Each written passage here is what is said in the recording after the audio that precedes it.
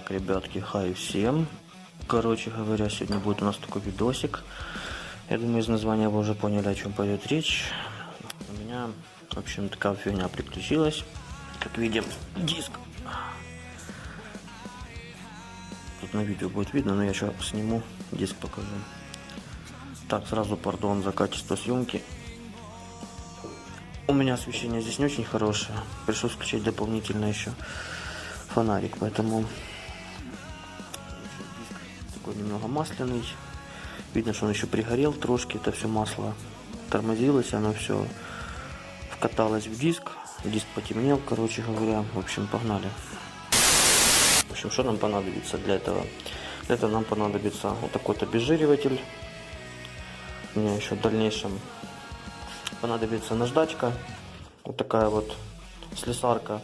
Ну, я беру сотку обычно, в принципе, она более-менее чистит и шлифует, и не сильно царапает. В общем,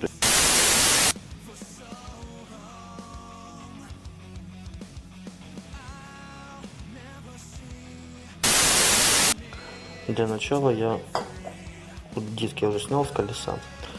То есть сейчас мы его обезжирим, отшлифуем, а потом еще раз обезжирим.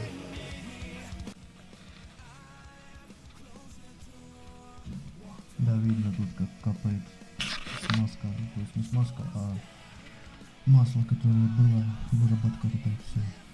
Плюс еще наждачка, короче, и все это дело. Вот как-то так. Так, аналогично вторую сторону делаем.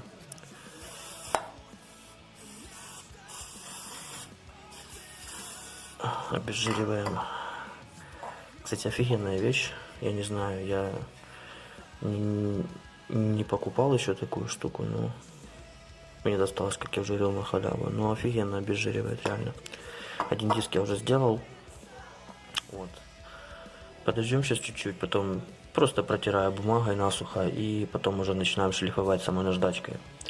Чуть-чуть протер диск, уже он видим, да? Какой чистый, смотрите. Вот это все пыль, грязь, масло, которое попало. Все, ну, вкаталось в диск. Своего рода такая диффузия произошла. Вот. Короче говоря, вот так вот, ребята. Так. Берем нашу наждачку и равномерными движениями, не сильно, не нужно зацикливаться на одном месте, потому что просто деформируете диск. Вот. Таким вот образом начинаем шлифовать.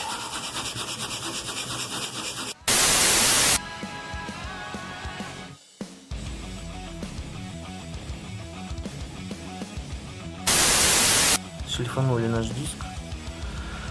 Я думаю, будет отсюда видно. Теперь контрольное обезжиривание. Вот. После того, как мы шлифанули, хорошенечко обрабатываем. Не обязательно иметь такую штуку, как у меня. Можно воспользоваться любым средством, которое обезжиривает. Но, конечно, лучше все-таки купить специальные средства для обезжиривания, так как оно имеет специальные компоненты, которые, скажем так, разъедают масло, жир. Точнее, не разъедают, а смывают, если говорить правильно, с нашей поверхности. Так, теперь здесь тоже. Так, ну что мы видим? Видим, что колодки наши застеклились, короче. Очень сильно, причем застеклились они вообще как гладкие такие, как зеркало, блин. То есть, короче, что нужно их сейчас будет чуть прочухать, тоже шлифануть и обезжирить, потому что видно следы масла на них присутствуют.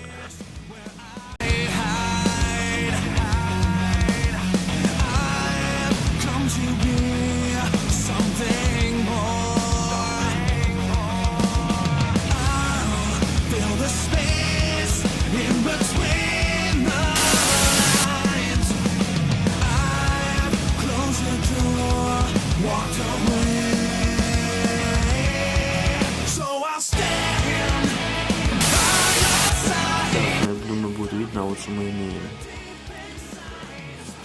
после прочистки. Толщина колодок еще более-менее нормальная, кстати. Установкой колодок обязательно протрите изнутри тормозной суппорт. Протрите его изнутри, потому что там тоже остаются остатки масла и оно потом будет разноситься по колодкам и по диску заново. Поэтому обязательно возьмите и протрите ваш тормозной суппорт изнутри.